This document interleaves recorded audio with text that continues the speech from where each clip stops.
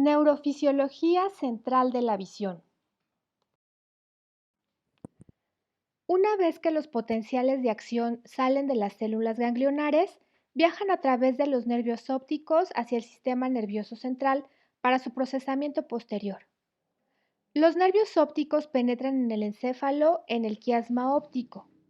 En este punto, algunas fibras nerviosas de cada ojo se cruzan hacia el lado opuesto para su procesamiento. La información del lado derecho del campo visual de cada ojo es procesada en el lado izquierdo del cerebro y la información del lado izquierdo del campo visual en el lado cerebral derecho. La porción central del campo visual, donde se superponen los lados izquierdo y derecho del campo visual de cada ojo, es la zona binocular. Ambos ojos tienen perspectivas ligeramente diferentes de los objetos en esta región, y el cerebro procesa e integra ambas perspectivas para generar representaciones tridimensionales de los objetos. Nuestro sentido de la profundidad depende de la visión binocular. Los objetos que caen dentro del campo visual de un solo ojo están en la zona monoocular y se ven en dos dimensiones.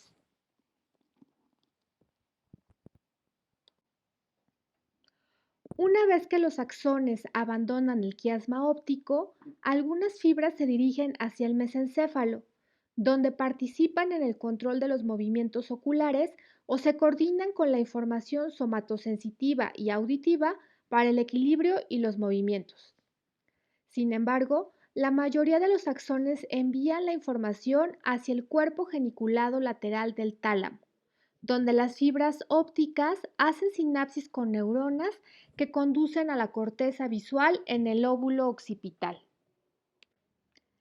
El cuerpo geniculado lateral está organizado en capas que se corresponden con las diferentes partes del campo visual, lo que significa que la información proveniente de objetos adyacentes se procesa junta. El núcleo geniculado lateral dorsal del tálamo cumple con dos funciones principales. La primera es transferir la información visual desde el tracto óptico hacia la corteza visual, a través de la radiación óptica. La segunda función consiste en seleccionar la transmisión de los impulsos hacia la corteza visual, controlando qué parte se deja pasar y cuál es reprimida. Las vías visuales pueden dividirse en un sistema antiguo dirigido hacia el mesencéfalo y un sistema nuevo para la transmisión directa de las señales visuales hacia la corteza visual, situada en los lóbulos occipitales. La corteza visual está dividida en una corteza visual primaria y áreas visuales secundarias. La corteza visual primaria, también llamada área visual 1 o corteza estriada, se encuentra en el área de la cisura calcarina. Esta área constituye la estación terminal de las señales visuales directas procedentes de los ojos. Las que se originan en la zona macular de la retina acaban cerca del polo occipital, mientras que las correspondientes a la retina más periférica terminan formando áreas concéntricas adelante de este polo.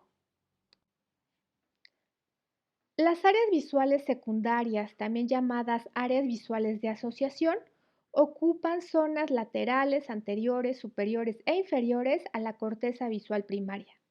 Estas áreas reciben impulsos secundarios con el fin de analizar los significados visuales. Recordarán que la información proveniente del cuerpo geniculado lateral está organizada en capas. Esta organización topográfica se mantiene en la corteza visual, donde las 6 capas de neuronas están agrupadas en columnas. Dentro de cada porción del campo visual, la información es clasificada por forma, color y movimiento. La corteza fusiona la información monocular de ambos ojos para brindarnos la visión binocular en nuestro entorno. La información proveniente de la combinación de células ganglionares encendidas, ganglionares apagadas, es traducida En las vías sencillas, en sensibilidad para la orientación lineal o en color, movimiento y estructura detallada en las vías complejas.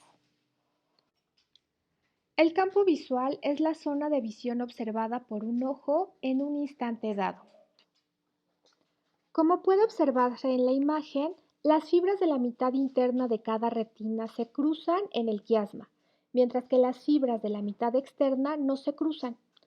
Esto muestra cómo generalmente las lesiones del nervio óptico por delante del quiasma producirán una lesión unilateral del campo visual, mientras que las lesiones del quiasma o posteriores a él producirán defectos bilaterales en el campo visual.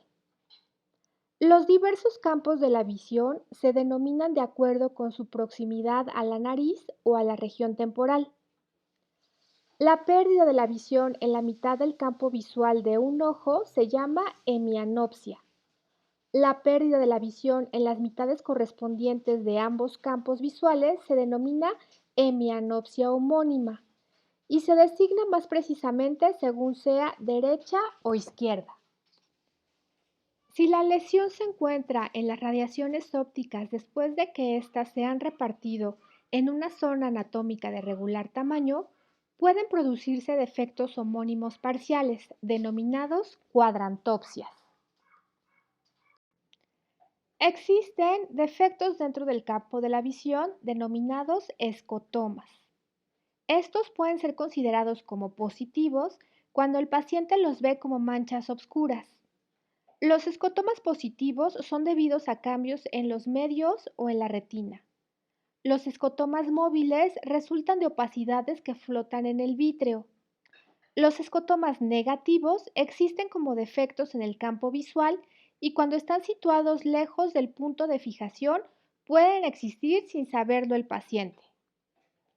Pueden ser designados como absolutos cuando la percepción de la luz está enteramente perdida sobre el área defectuosa o relativos cuando la pérdida no es total. Los escotomas se pueden clasificar además según su localización en el campo de la visión.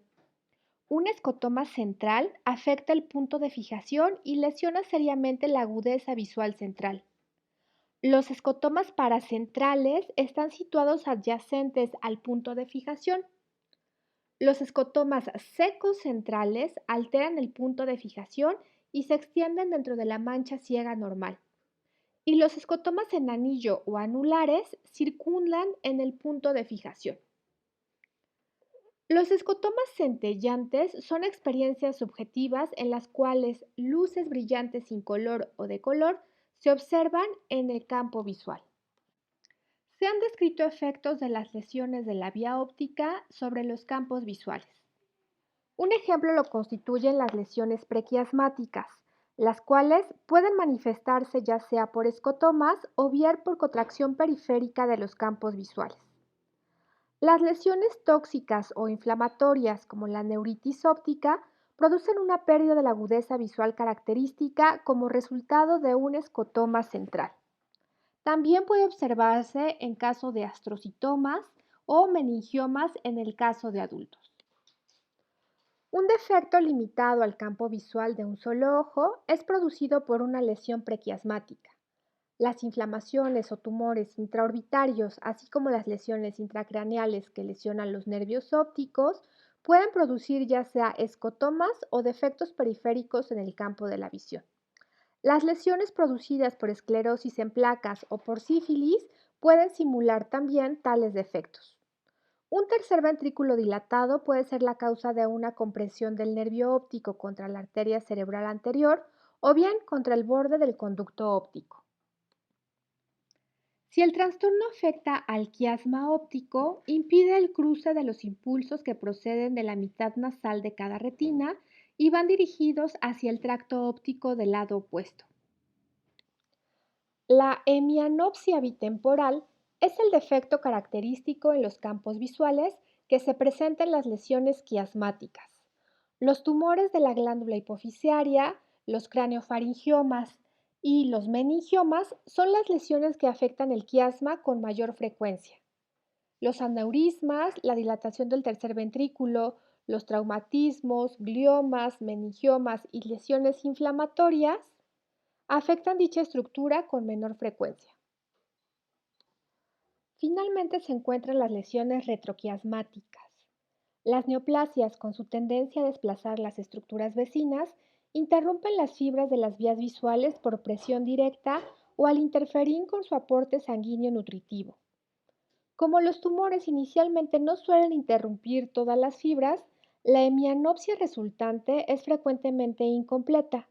Los defectos en los campos son relativos y las áreas ciegas disminuyen gradualmente hacia el interior de las áreas con visión. Los trastornos circulatorios tienden a infartar masas aisladas del tejido cerebral. Las porciones de la vía visual incluidas en áreas infartadas es probable que se interrumpan en su totalidad. Los defectos correspondientes en los campos visuales tienden a ocurrir bruscamente y hay ceguera a grandes objetos de prueba. El límite entre las áreas ciegas y las que conservan su función visual pueden ser muy bien definidos. La hemionopsia homónima completa solamente tiene valor de lateralización. Esto significa que existe una pérdida de la función de la vía visual en algún punto por atrás del quiasma, pero no proporciona mayor información.